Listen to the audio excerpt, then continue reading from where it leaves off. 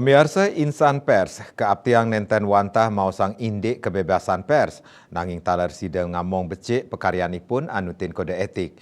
Indike inucap kebausang oleh Presiden RI Joko Widodo, ritatkala paruman sarang jajaran Dewan Pers megenah ring Istana Kepresidenan Jakarta, sekadi sane kebaos oleh Ketua Dewan Pers Ninik Rahayu.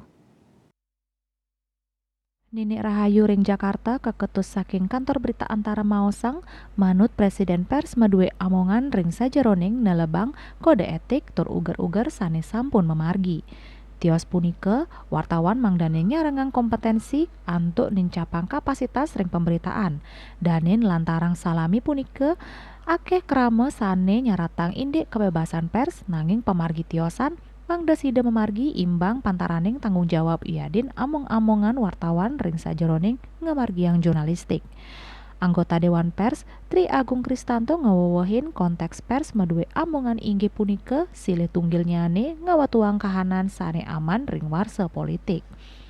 KMB Bali Pos Nguningayang.